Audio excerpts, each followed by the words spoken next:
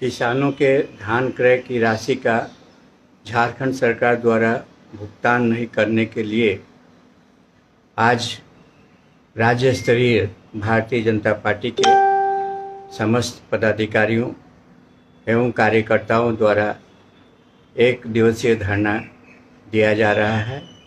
आज इस वर्चुअल कार्यक्रम में उपस्थित सभी भारतीय जनता पार्टी के पदाधिकारियों एवं कार्यकर्ताओं को हृदय से नमस्कार प्रणाम। इस बार धान की फसल बहुत अच्छी हुई थी। वर्षों बाद इतनी अच्छी पैदावार हुई थी।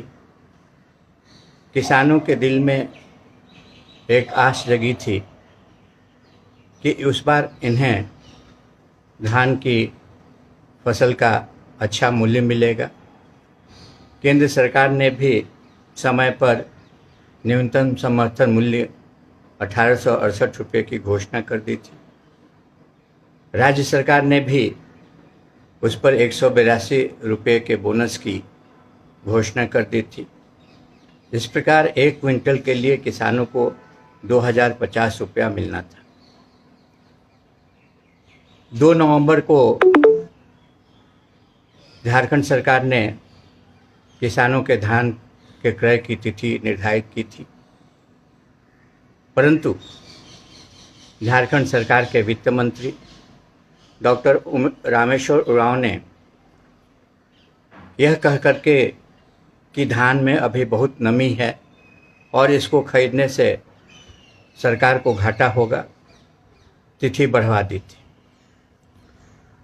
2 नवंबर के बाद 1 दिसंबर से धान क्रय किया जाना लगा।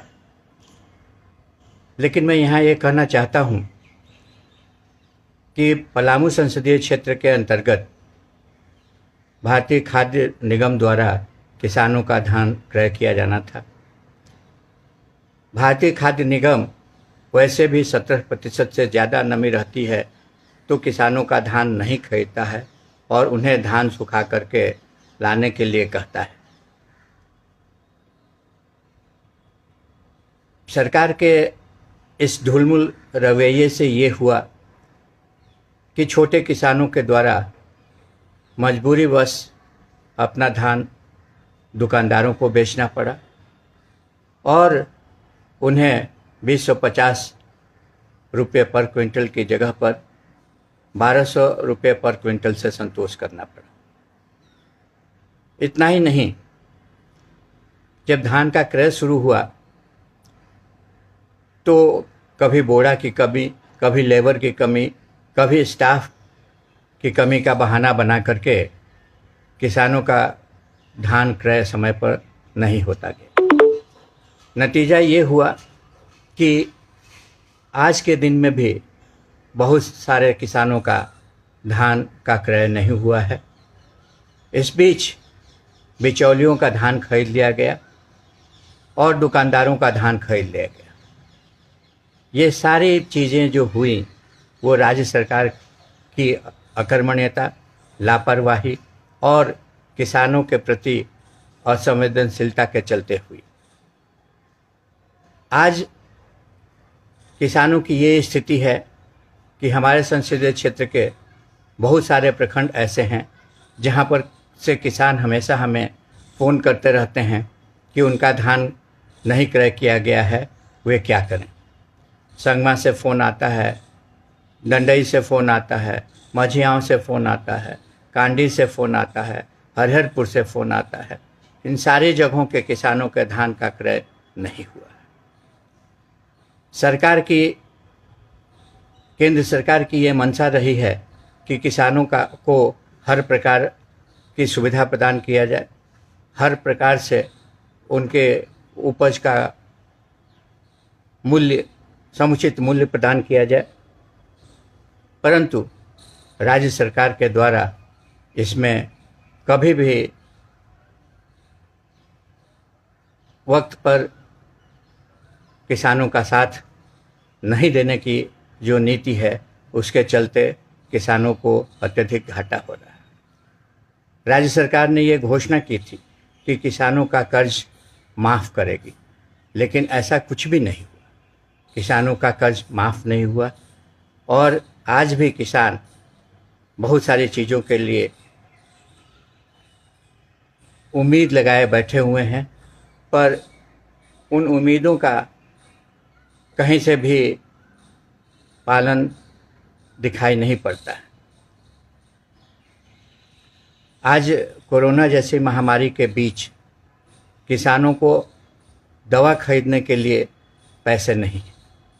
आज किसानों को अपने बच्चों को, एक ऐसा ही लड़का जो दिल्ली में पढ़ता है, मुझसे टेलीफोन कर उसने बताया कि उसने दिल्ली का जो टिकट बुक किया था उसको कैंसिल करा दिया है, क्योंकि उसके पिताजी ने जो धान एफसीआई को बेचा था उस धान का भुगतान अभी तक नहीं हुआ।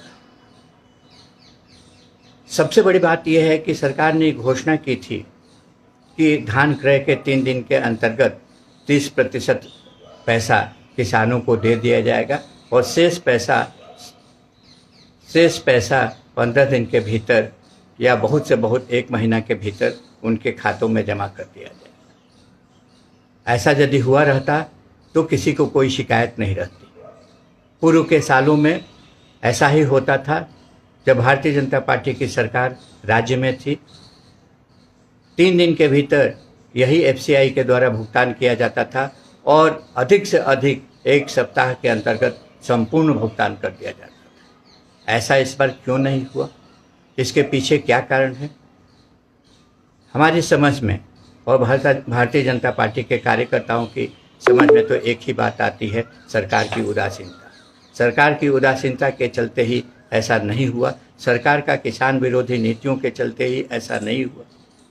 और इसी कारण भारतीय जनता पार्टी ने अपने सभी कार्यकर्ताओं से यह भी आग्रह किया है कि वे अपने अपने स्तर से माननीय राज्यपाल महोदया को इस संबंध में पत्र लिखें और उन्हें किसान की कठिनाइयों से अवगत कराएं, ताकि किसानों की तकलीफ़ों को उनके स्तर से दूर किया जा सके। बहुत बार बहुत सारे जनप्रतिनिधियों ने माननीय मुख्यमंत्री जी का भी ध्यान इस ओर आकृष्ट किया है। मैंने भी इस संबंध में उन्हें पत्र लिखा है और किसानों की व्यथा को उस पत्र में अंकित किया है और उनसे ये आग्रह किया है कि बहुत सारे किसानों का धान का क्रय नहीं हुआ है, जिसके चलते इस धान के क्रय की तिथि को बढ़ा दिया जाए और 31 मई तक कर दिया जाए, ताकि बचे हुए किसानों का भी धान का क्रय हो सके।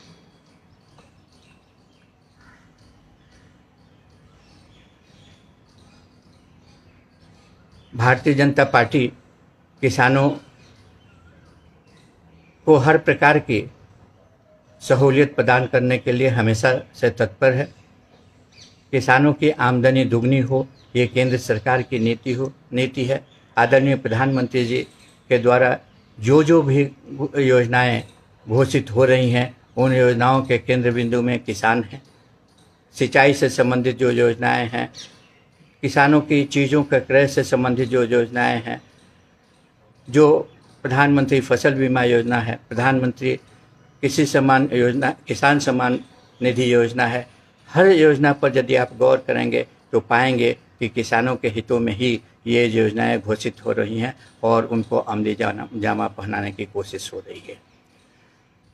मैं अपनी ओर से आप सभी किसान भाइयों को ये बताना चाहूँगा कि हमारे स्तर से जो भी संभव है, भारतीय जनता पार्टी के स्तर से जो भी संभव है, वो भारतीय जनता पार्टी आपके लिए करने के लिए तत्पर है और करने की दिशा में कदम बढ़ा रही है। धन्यवाद।